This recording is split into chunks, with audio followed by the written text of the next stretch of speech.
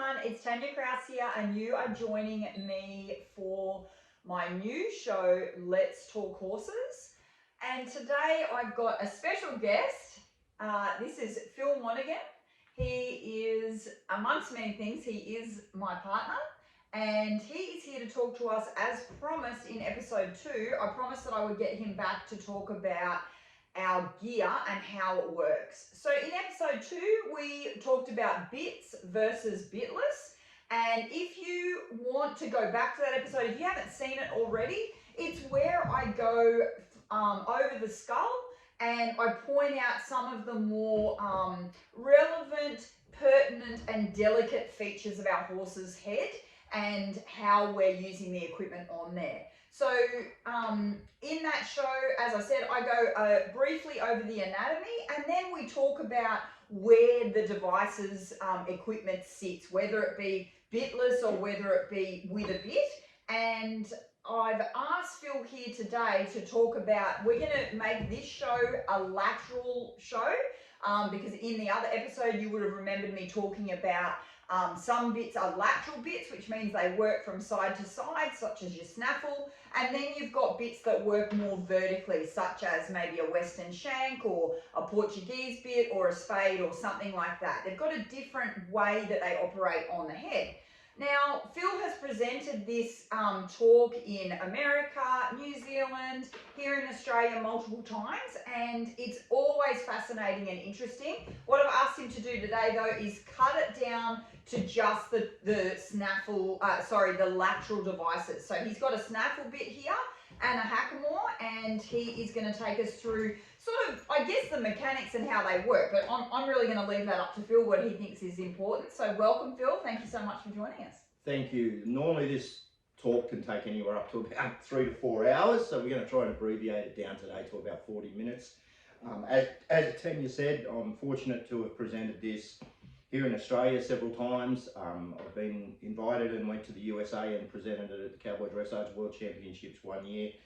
And it always provokes thought, and that's the goal that I want to achieve today, is to, it's not to poo-poo any gear, it's to provoke thought and for you, the viewers at home, to just start thinking about what it is you're putting on your horse's head. I see so many times people turn up to clinics or Cowboy Dressage shows or whatever we're doing, wherever we're at, and they've got gear on, and I might ask the question, why are you riding in that? And because Bob told me so, or because my instructor said so, or whatever, and they haven't really applied much thought to it. And what I want you to do is, you know, take what we talk about here today and just apply it to your thought process. Think about your gear, think about how it works, think about why it works, think about how it doesn't work, and just, you know, make some conscious decisions for yourself. So yeah, we'll start with the snaffle.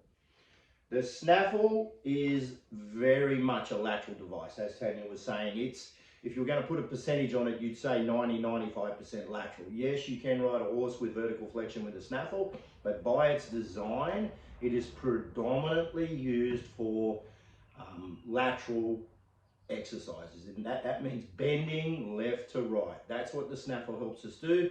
That's its real purpose. Where was I going with that? So one thing we need to understand with the snaffle is any snaffle, what I call a snaffle, is either a ring or an egg butt or something like that. It has no leverage. I prefer a nice loose ring snaffle. That's my favorite snaffle. That's all I really use. But you see egg butt snaffles, you see FM snaffles, etc. All of those tools have a purpose. I like my snaffle to be nice and free. If I was to have that fixed and then apply reins, then I'm going to start applying a gag action or a leverage action, and it's no longer really a snaffle.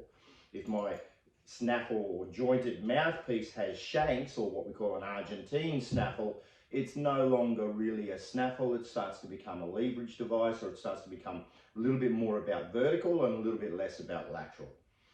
The thing with a snaffle bit is there is no or zero force multiplication. In other words, if I pick up the rein with an ounce of pressure, the horse feels an ounce of pressure. If I pick up with 2 ounces of pressure, or 2 pounds, the horse feels 2 pounds or a kilo in metric, yeah?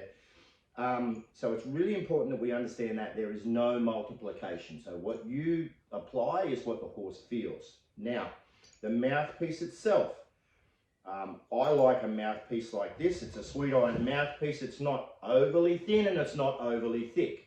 I find that the bigger, thicker snaffles, sometimes they can take up a little bit too much room in a horse's mouth and they can create a little bit of dullness because they're something that a horse can lean against. Some people get great results from the bigger, thicker snaffles. That's fine. You've also got the very thin snaffles, which obviously can be quite sharp. Twisted wire snaffles, etc. You've got to understand that they can be quite sharp. And depending on how you use that snaffle, you can be pulling that really fine piece of metal onto the bars of the horse's mouth. And if you want to understand how that feels, you can take your finger and start sort of poking yourself on a bony protrusion, like on your chin here or under your eye, where that bony protrusion is and there's nothing covering it but skin, and you'll start to feel like how that hook, that bit can feel on your horse's bars. So the bars would be Yes. this lower part here, where the bit sits across. Where the bit sits across, the tongue sits in there and helps protect the horse. But if we use devices such as running martingales or a German martingale, etc., that by design pulls the bit down onto the bars of the horse's mouth. So you've got to be aware of that as well. So it's not just the snaffle, it's what you might add in with the snaffle. I personally don't have any of that gear. I don't use any of it. I have in the past, but I think that as part of our horsemanship journey, we hopefully learn to move past that stuff. Can I just say, so a couple of things that were really interesting that Phil said there, and I want to sort of bring them to the top of the discussion, is the first thing that he said was that it's a snaffle bit. It's made for lateral work, but then if we, I think you said if we add a standing martingale or a tie down or something like that, that it then that interrupts that 100%. that function, So yeah. I think that that's something really important for us to know. Again, in this discussion, what we're trying to do is provoke thought, and again, it might be something that you see the trainer down the road using, or your coach told you to put one on, or your best friend uses one, and we don't really think about it. And I know when I was using them that I kind of didn't really think about it. I just sort of got told this might help, and I didn't think about how it might help. So I think that's really important for us to know. If I've got a horse that may be having a little bit of trouble bending or a little bit of trouble, finding his lateral balance, and I put in something that is going to interrupt the function of that snaffle bit, then I'm potentially making his job harder, but I haven't even realised that that's what I've done. So do you want to expand on that? And I'm going to go, you guys might hear that beeping in the background. I'm just going to go get rid of that while you expand on what I just said. Right. Tanya said a lot then, so I don't know which part to expand on, but I'll have a crack. When we introduce something like tie down, for example, which you see a lot of people use, what we've got to understand is that tie down puts the horse in a position where it can't escape. So basically you're trapping your horse. And if your horse elevates his head, pushes into that tie down, and you're pulling back on them reins, you're very much pulling that snaffle bit, and I see a lot of this in shank bits, you're pulling that bit right down onto the bars of the horse's mouth. And that is nothing but pain compliance. That's not communication, that's pain compliance. When we introduce a running German martingale, for example, where the rein runs through the bit and draws, and as you draw it lowers the horse's head, that very much changes the action, and it sort of introduces or tries to introduce the concept of vertical flexion, when really you should only be thinking about lateral flexion. If you're thinking about vertical flexion, you need to move on. Here in Australia, we tend to have a snaffle bit culture. Most of our riding stems from the snaffle bit because, years ago, the horse that we rode, you ploughed the field, then we rode him, then we did everything, and we did it all in a snaffle bit. Most nearly all advanced cultures or horse cultures end in a curb bit of some description. But that curb bit is introduced at the end of the process of training your horse, not the start, and it's introduced to maintain refinement and to have soft communication and to introduce the concept of vertical flexion. Not at the start when we're really looking after and looking for lateral flexion. When I use my reins, and another example is the running martingale or rings. When I draw back on them reins, it changes the angle of the bit, and it sort of dictates that the bit will only pull down.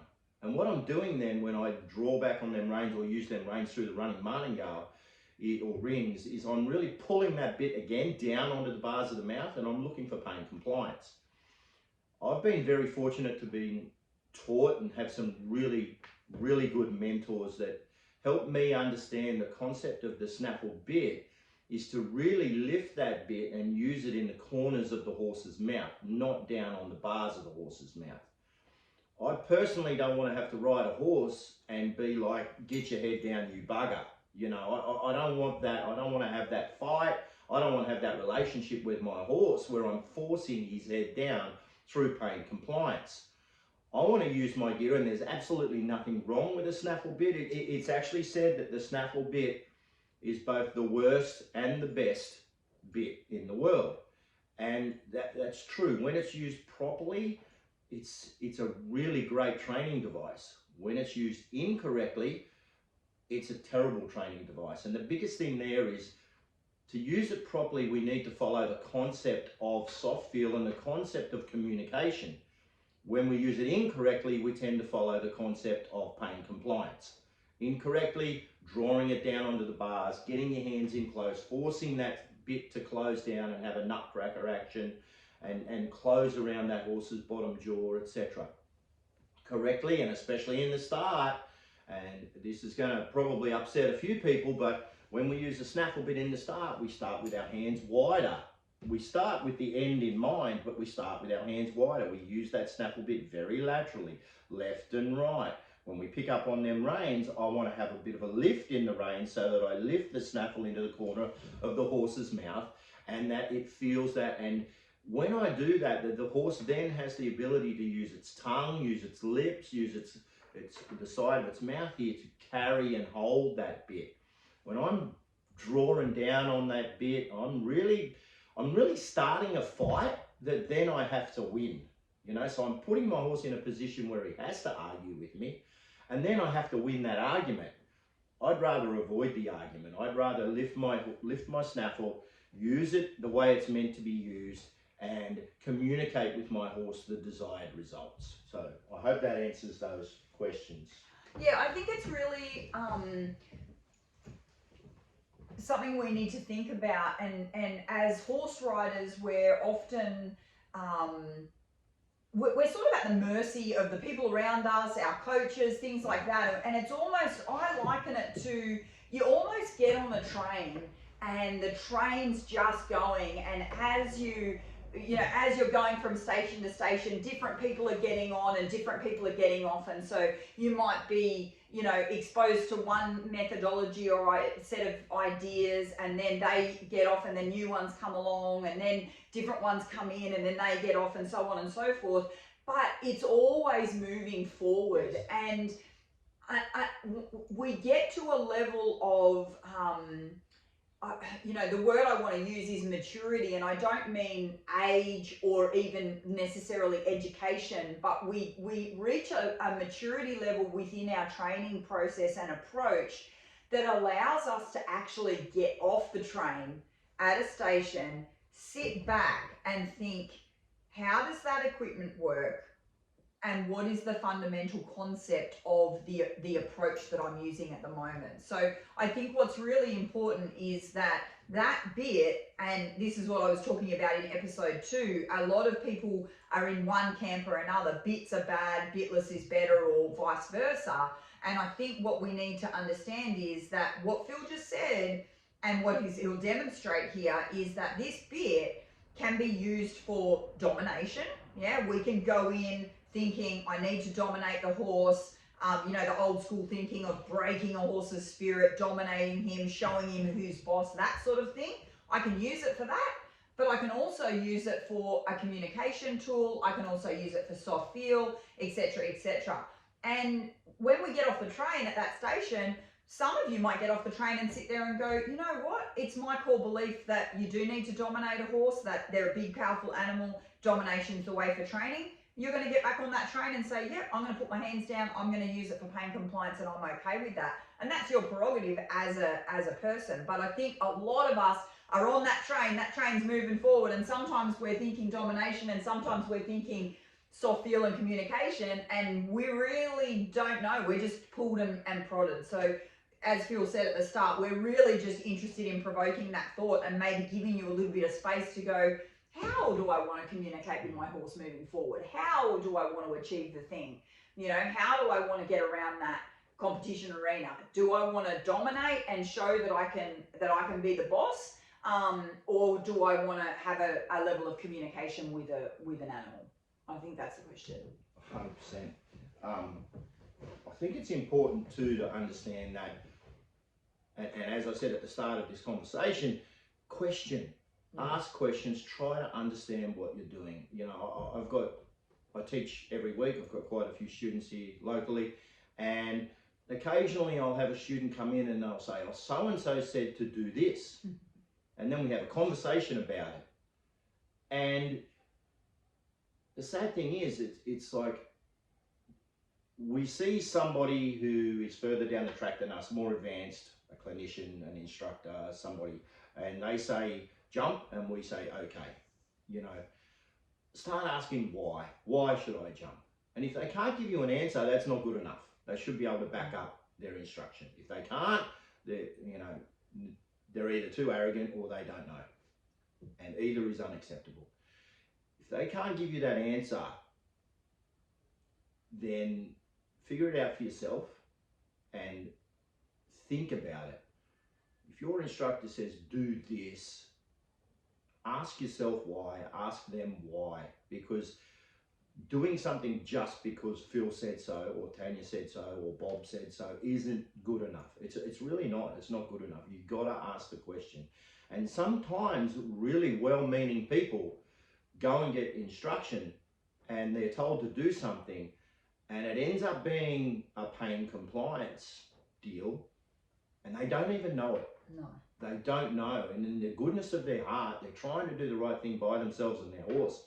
And they don't even know that they're doing something that they wouldn't do if they understood it. Yeah. So and that's what I was trying to get to with that. Make sure you understand what you're doing. And hopefully this will help you. So we're going to throw this Snaffle bit on Legacy. Legacy. This is Legacy. We've got another one called Ned. So help him open his mouth. Yeah.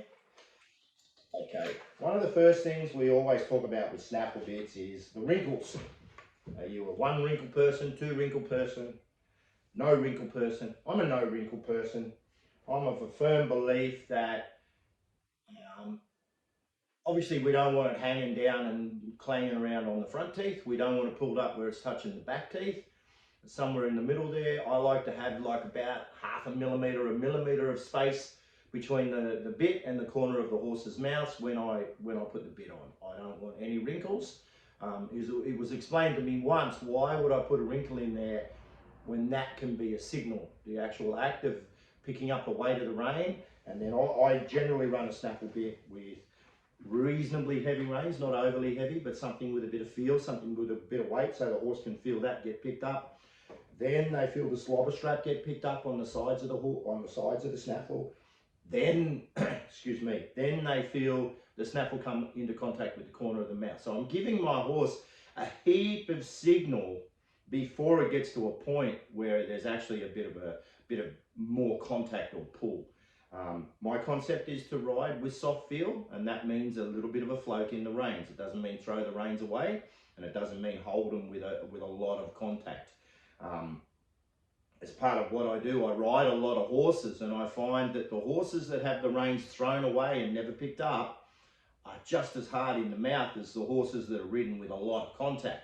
So we've got to have that middle ground where we're communicating with our horse through our fingers and through our seat and through our body on a regular basis. So it's not just all about this, it's about our whole body. So I have no wrinkles, I have it sit there. Some people will argue, oh, what if he gets his tongue over the bit, blah, blah, blah.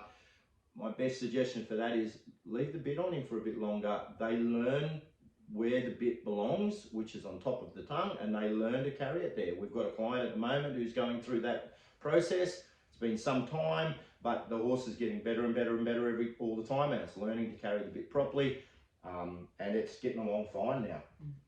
Okay, so when we put the snaffle in the horse's mouth, we can see, can I get you to just balance that for me?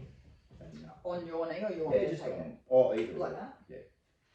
If I've got the reins here, you'll notice, and I hope you can see this well, but the lower my hands, the more down onto the bars of the horse's mouth, So here he's yeah, that bit comes. When you look at the bars, and if you ever get the opportunity to look at a horse's skull, you'll notice that some of these bars can be quite sharp and even razor sharp.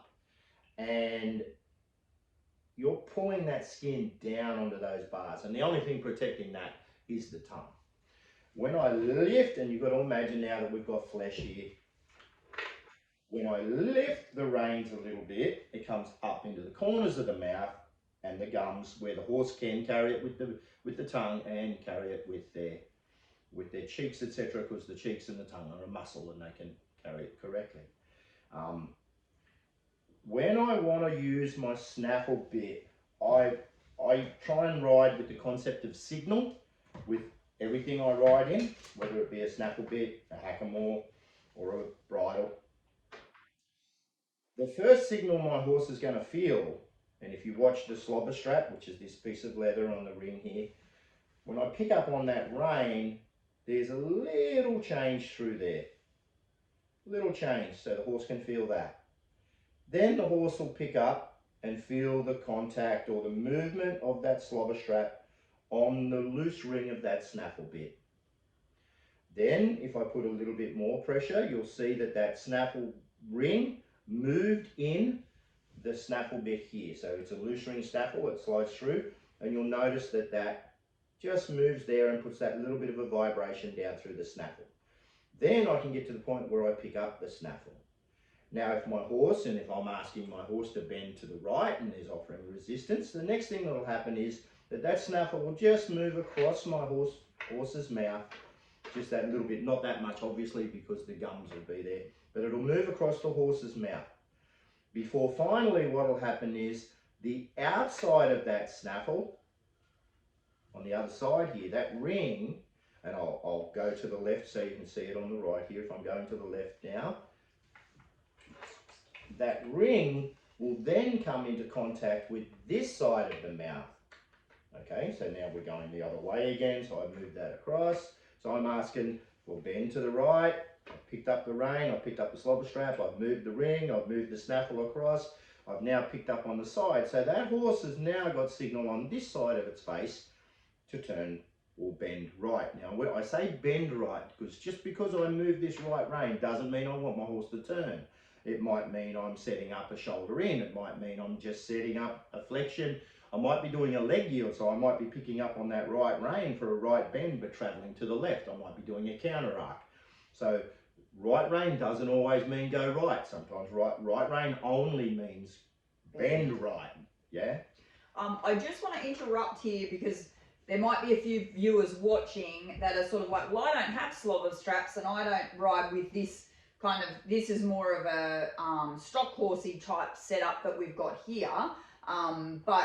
So when, and I probably should have clarified at the start, so when we're talking about a snaffle bridle, which in Australia a lot of people will call it a bridle, we're talking about the style of bit, the snaffle bit. All of the headgear that's on it doesn't really matter. It's just there to hold it on the horse's head.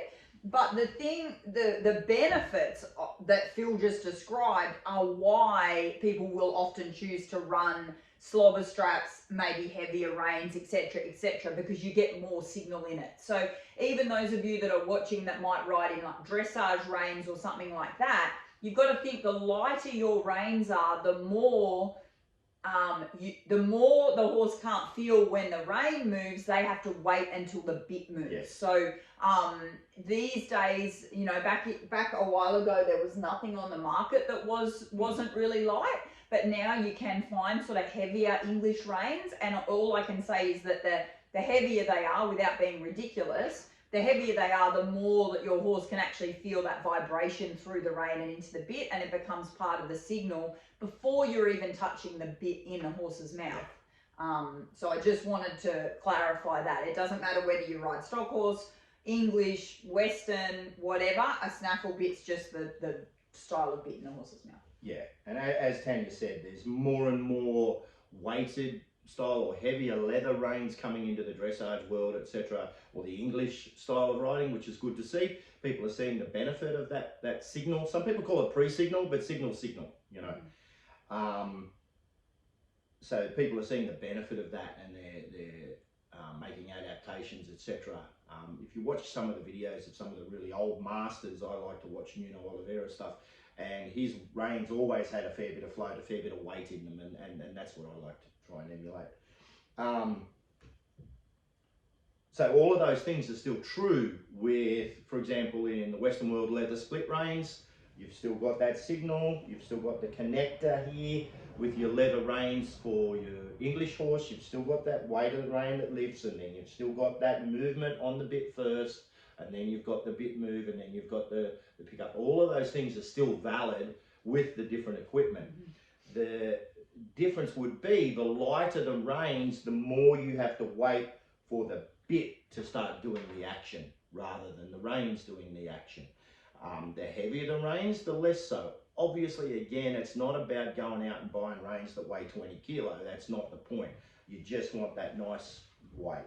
A lot of people use yachting braid or horsehair reins, or these are ones that I made years ago out of what they call white rope or silver rope, and I plaited them up, and they've got a great feel. A lot of camp drafty type guys use these.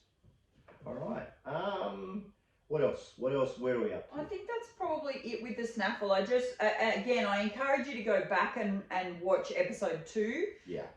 Because I do go over the skull quite extensively, but I did just want to point out here in this session that, you know, here, as Phil said, if you've got this bit fitted nicely, you know, for the horse has got a fair amount of ability to pick it up and put it down, move it, and send communication back to the rider with his tongue, with his mouth, and it becomes a two-way conversation. So what we have to realize here is that we do have the soft palate on the roof of the horse's mouth. We do have the bars of the horse's mouth where the bit is in close proximity to, but if we're holding the bit and using the bit up, then we're really just sticking around, you know, muscle and sort of a less sensitive area in the horse's mouth as far as the snaffle's concerned. You do want to, I always tell people, look in the horse's mouth, look at where your bit's hanging and see where it is in proximity to the top teeth and the bottom teeth. You know, that, like Phil said, that wrinkle rule, throw it out the window. It just doesn't count. Every horse's mouth has got different conformation. Yes. And so I'm really passionate about the teeth. You've got to make sure that the bit's not sitting clanging near the teeth. But yeah, as Phil said, why would you want to start with that bit of pressure already? Like, why not have it in a place where the horse can actually find a comfortable place to hold it? Yeah, 100%. And a couple of little things Tanya said there about like that horse picking up that bit and chewing it with its front feet. We recently had there quite a bit here. Vet here doing all of our horses' teeth. We did 11 horses that day. I ride my horses, my advanced horses in a spade bit. All of our horses, we get compliments every time on how pristine our horses' mouths are. How there's no wearing of the bottom molars from chewing on the snaffle. There's no scarring on the bars. There's no, you know, or we just get compliments for how good our horses' teeth are, and that to me is, you know, proof in the pudding. Again, that was very brief talk about the Snaffle bit. There's a lot more that goes into it, but the main things to remember are the lower your hands and the closer your hands, the more the nutcracker action is, and the more you're pulling down onto the bars. Now, that's not to say we don't ride in a good equitation position later on, but that's the end result, not the start result. And when we do get to that position, our hand movements and our cues are so refined that they're just that little signal in the horse's mouth. The Snaffle bit is designed to be ridden with a wider hands at the start to help that horse understand it. You know, some very good trainers, and it's a common thing, exaggerate to teach, refine as you go along. You know, we get jammed up into this position at the beginning and we wonder why we end up in a fight with our horse. Exaggerate to teach, refine as you go along. Every time you think it's soft, halve the ask. All right, so that'll do for the Snaffle bit, I think. Absolutely.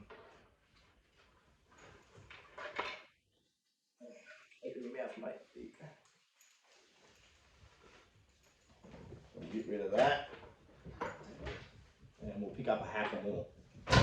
So while Phil's just picking up the Hackamore and putting it on the horse's head, I do want to re-clarify, this is a traditional Hackamore where if you're hearing people talk about a Hackamore in the States, typically if you hear people talk about a Hackamore, this is what they're talking about. In Australia, in Australia, if you hear people talking about a Hackamore or a bow sow, this is what they're talking about. In Europe, if you're hearing people talk about a Hackamore, it's often the mechanical Hackamore. That is the more traditionally used term over there of a Hackamore, is one of the like bitless bridle type with the metal shanks on the outside. That is a completely different piece of equipment. So if you're watching from Europe, this is not one of those, obviously. It's a traditional rawhide style Hackamore. And there was somewhere else I was going to mention there. But they're the three sort of main things. So when you hear us talking about Hackamores, this is what we're talking about. Yeah. I personally don't and won't use a mechanical Hackamore. It's a constrictive device, and we're going in, we want to sort of stick to what. Yeah, I think we might do a whole episode on like those kind of things and how they work. Because if we start talking about it now, we're gonna get off topic. So I've got this Hackamore here. A lot of people will work with a chin strap on the Hackamore to just keep it away from the horse's eyes a bit, depending on where your buttons are or where your hanger hangs down here. This one hangs pretty well, so I'm not worried about that. I've adjusted it to fit this horse. The first thing we'll talk about with this Hackamore is, I want you to notice where it sits. It sits just above that nasal cavity. So when I teach about Hackamores, there's two rules of thumb. There's run your fingers up through the horse's nose, and when you feel that end of the nasal cavity, just above that is where your Hackamore sits. So as long as you're above that. We don't want to be below that, because then it's sitting on the nose, and as you know, if you've ever picked up a skull, this is quite fine and quite, it's got cartilage around it, and it's pretty easy to break. So we don't want to have our halter or our Hackamore sitting on that. The other rule of thumb is, if you go halfway between the corner of the mouth and the bottom of the eye, the corner of the eye here, and draw a spot halfway, that's where you sit your Hackamore. So what that tells me is I've got this happy little spot somewhere between here being the lowest point, here being the highest point, where I can adjust my Hackamore up and down. Yeah, so that gives me that fitting. This Hackamore, obviously, again, if we had a bit more flesh there, you'd see that it'd fill that out and it'd fit a lot better. Now, I'll get you to balance that for me. Sure. Now, just quickly, while we're talking about the fitting, remember from episode 2, these little holes here are where nerves are coming out of these little holes, and nerves are coming out down here. So I don't know whether Phil will have time today to talk about styles of Hackamores in terms of Some Hackamores have knots on them on the front here they're literally called nerve knots, and so their purpose is to sit over these nerves and offer more sensitivity, aka pain compliance, sitting on the nerves here and operating on the nerves. So where Phil's got this one, you can probably see that there's actually a gap because it's sitting here on the bridge of the nose, and obviously yes, there's nerves and then there's a few muscles and things like that, but there's quite a nice gap here. It's not got a big bulking knot on it that's sitting on that where those nerves run down, okay? And those nerves are servicing the top lip of the horse, and as we discussed in episode 2, the top lip is providing that sensitivity of being able to, you know, decipher the difference between a bit of stick and a bit of chaff. So it's really, really sensitive. It's your horse's fingertips. And I don't want to interfere with that. And so that goes all the way back to what we were talking about before, you know, with the snaffle bit, or how I want to do things. Do I want to do it in pain compliance, or do I want to do it in communication? So the way that Phil's got this one set up, it's designed for communication. It's not intercepting either these nerves or these nerves down here. It's important to understand that whether you've got the snaffle, the Hackamore, etc., the nerves and the feeling is there. It's through the whole face. Some nerve endings are more sensitive than others. But the whole idea of this is, and when we have this here, and when I pick up on this Hackamore, and I pick up on the left rein here in a minute, just for demonstration, and you'll see that Hackamore come over towards the chin at the bottom there, yeah? Now, that's going to touch that skin, and it's going to have a sensitivity. The nerves are there. The same here. If I activate that, it's going to come down. It's going to be where them nerves are. Now, if I go jerking on that, it's going to be like I'm punching you in the shin bone. You know, it's going to be sensitive. It's going to hurt. It's going to be pain compliance. The same as we spoke about with the snaffle bit. It can be used for pain compliance. But if I pick up on that rein and I offer a feel to my horse, and I ask it to come on, and I ask it to accept that Hackamore and accept that feel, and then maybe I put a little rhythm if my horse isn't listening, then I'm talking to the horse and I'm communicating to the horse. I'm not just bumping it around and looking for pain compliance. So there's a big difference there. Like, nerves isn't a dirty word, but it's how you approach it. It's how you work it. Okay, so this is the Hackamore, as Tanya said, it goes around the nose. I like to have my Hackamore not overly loose. This is probably as loose as you'd want it. I like 2 fingers under the chin there to fit in there. Not super, I don't want to be trying to jam them in, but I wouldn't want much more space than that underneath. A lot of this would be filled out by the skin, etc., and that'd be sitting reasonably, not snug, but reasonably close around the horse's nose. Now, the importance of that is, and as you can see with this, because there is quite a bit of space, if I do pick up on that rein, if it's too far away, and I see some people have their Hackamores way too big, if I'm not careful, if I've got good hands, I can get away with this. And I see some riders have their Hackamores a bit big like this, and they can get away with it, because when they pick up on the reins, the side of that Hackamore comes into contact with the horse slowly. But some people who don't quite have that dexterity or that skill level, they'll pick up on the reins and that Hackamore will go bump. So we go 0 to hero basically, and that can be a bit of an issue. That's when we start attacking those nerve endings rather than communicating with them. So it's important to know what sort of a rider you are, to know where you're at, to get good instruction, to understand that I don't want to go and just be riding along and go, hey, go left. Yeah, I want to pick up on those reins until I get a soft contact, and then if my horse is listening, well and good, release. If my horse isn't listening, I pick up on that, and it's a little bit of a tickle there. You can see that movement there, and that's the communication I want to use with my horse to say, hey mate, bend left, bend right, etc. Plus your body, obviously. Obviously, every action of the hand should be preceded by an action of the body. I never made that up. You know, Oliveira said that. But it's so true. Every action of the hand should be preceded by an action of the body. So we're focusing on the headgear today, so I'm talking about the hands and talking about, because that's the part that we use here, but it's just a given that your body has to be doing the right thing as well.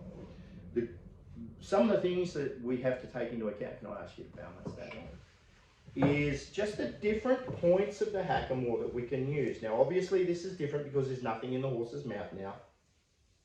We're communicating with the outside of the horse. Now, I have seen some riders that ride in a hackamore and they've actually rubbed the horse. So they've gone back to a snaffle bit because they've just said, oh, rub the horse. Hackamores are no good, I'm going to go back to the snaffle. If you rubbed your horse with a good quality, obviously if it's rubbish and it's rough, if it's not a good hackamore, then that's a different story. But if it's a good quality hackamore and you've rubbed your horse, then the only difference between that and the snaffle bit is you can see the damage you're doing. If you're rubbing your horse in a hackamore, you're probably rubbing your horse or doing damage inside the mouth. The only difference is you can't see it. So to me, that's a little bit of a benefit to the hackamore, is it keeps you honest. Yeah. Anyway, same thing with the hackamore. I've got the weight of the reins. Traditionally, the hackamore's used with horsehair reins. This is really important when we start talking about our support rein or neck rein. If I want to pick up on my horse and create my bend to the right, I then take my left reins and I lay them over the horse's neck, and my horse can feel these little bits of hair. It's pretty hard to see on the video, but these little bits of hair poking out of the reins, my horse can feel that and learn that signal and learn that bend, push my rein onto the horse's neck. My horse feels that signal and it learns that this signal is what the signal is to turn right. It's not so much the bend, it's the pushing of that outside rein. You'll notice that again, even when I'm just picking up those reins, you can see that hackamore just excuse me, roll on the horse's nose. So that's the first part of the signal. It's just that rock at the top there. Then the hackamore picks up and might come into contact under the chin. Here, that's the next part, or the next part of that communication or signal. I might be asking for right, so I guide my horse to the right, push with the left rein, etc. And that just communicates, again, more so with the hackamore than the snaffle. When I activate the right rein, it's the left side of the horse's face I'm communicating with. When I activate the left rein, you'll see here, it's the right side of the face I'm communicating with. If I put a solid pull on that hackamore and put brace in that hackamore, it actually twists the wrong way and I'll cause my horse's head to kink wrong. And that's why it's one of the reasons it's vitally important that we ride in a hackamore with soft feel, not with a firm contact. I see some people riding in a hackamore with a firm contact and then wondering why they can't get correct bend. And again, you might see it this side, if I pull that too much, it gets to a point where it starts twisting the wrong way. And if that happens, I'm basically telling my horse to bend right, but he's going to be bent left in his pole. So you've got to be vitally aware of that and maintain that the horse follows the feel and stays in softness inside the hackamore. I want my horse's head hanging in a hanging balance inside the hackamore, and that he follows the feel and the guidance of the hackamore. And I really have to, and this goes for the snaffle as well, I have to stop thinking that I'm picking his head up and putting it over there like I'd pick up a box. I'm not picking it, I'm not physically moving his head with my hands. I'm asking him to follow my feel. A good analogy would be if I'm walking down the street with Tanya and I hold a hand and I just offer gentle guidance. I just want you to come with me, as opposed to picking her up and putting her over there. You know, one's a lot nicer than the other, so I'm not just going to pick her up and put her over there. That's a little bit, you know, caveman, a little bit barbaric, whereas the second one is a lot more communicative and a lot more about the connection. And so when we're riding, especially in a hackamore, we've got to think about holding hands and guiding, indicating, suggesting that we go somewhere, yeah, suggesting that you follow me, suggesting that, and what we can do, and it's a Hackamore as well as the Snaffle, and we'll get onto this very briefly, is we've got right, we've got left, we've got lift, we've also got push. And you can see the bottom of that Hackamore come out. So I can encourage by pushing my reins to open the throat latch and to stretch forward. This is something, if I'm riding and it rains and my horsehair reins get wet, they get quite stiff, and I'll work on that on those days. I'll really push that out. Tanya and I were teaching a clinic in Warhope, and we had a lady with a Snaffle bit, and I demonstrated the push, and there was probably 14 people there, and all of them went, oh! It was like a light bulb moment, community light bulb moment, because none of them had ever thought about the concept of pushing the reins. It had always been pull, pull, pull, not push, push. Yeah, so they can draw, they can push, they can have a gentle hold, they can be guided left and right. I often say that you can ride a Snaffle like a Hackamore, but you can't ride a Hackamore like a Snaffle. And what that means is I cannot ride a Hackamore with a constant hold. If I start riding with that constant hold, the horse will learn to dull out to that Hackamore. It needs to be on a soft feel. The beauty of that is this piece of equipment encourages the horse to find its own balance and its own self-carriage. Yeah, anything to add there, babe? No, that was fantastic. All right, so that's just a general, in a nutshell, overview of the Hackamore. The Hackamore, like the Snaffle, great pieces of equipment. When I spoke about the Snaffle, I said that the Snaffle's about a 95% lateral device. The Hackamore is more of a 70 or 80% lateral device. It does lend itself to a little bit more vertical than the Snaffle.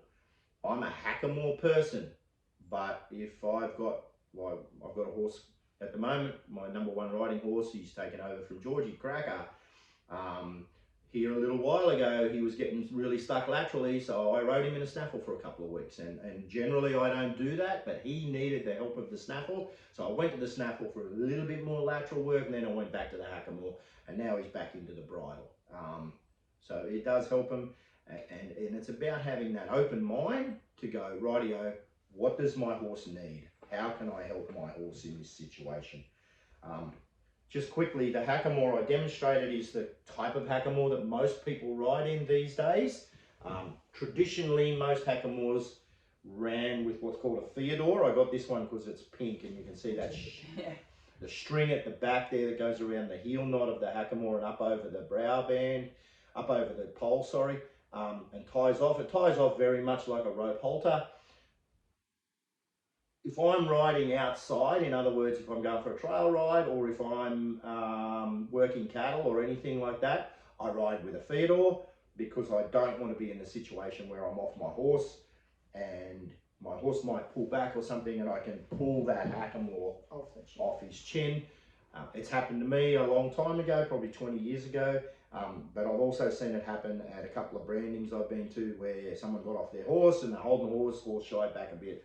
They end up holding a Hackamore but no horse. That's because the Hackamore has this get down rope, so it is what you'd have looped in your belt, so the horse can be led forward. You wouldn't lead the horse with the reins. No. You shouldn't lead the horse with your Snaffle bit reins, any reins at all. Yeah. But yeah, it's got this on it, and so yeah, if you've got your your rein in your belt and you're leading your horse and he's behind you and he pulls backwards, he can pull that off the bottom of his chin. And yeah, as Phil said, we've seen it happen, and then you've got a loose horse in a mob of cattle or out on the trail or something like that. You don't want to see that.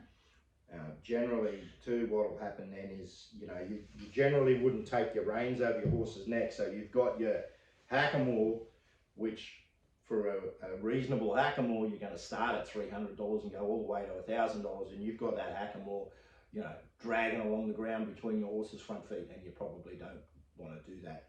Tanya just mentioned about we don't lead our horse by the reins with the Snaffle bit, and that's really important. I don't lead my horse by the reins with a bit in its mouth ever. I'll use a get down rope, which is a bit of rope around the neck here, and I'll use that to tie my horse. It's funny when we look at old video footage of the light horsemen, etc. They always had a halter and a lead rope as well as their bridle. That was to lead their horses, because the same sort of story. We spend so much time training and communicating with this horse through the snaffle bit, through the bridle bit, through the hackamore, more so through the bits, to get them refined and nice and thinking about us and communicating. And then we grab the reins and lead them down the paddock with that snaffle bit flapping up and down in their mouth. And that, to me, just doesn't make any sense. No. You know, you're going to invest in that training. Don't ruin it by something simple like dragging your horse around with a snaffle bit.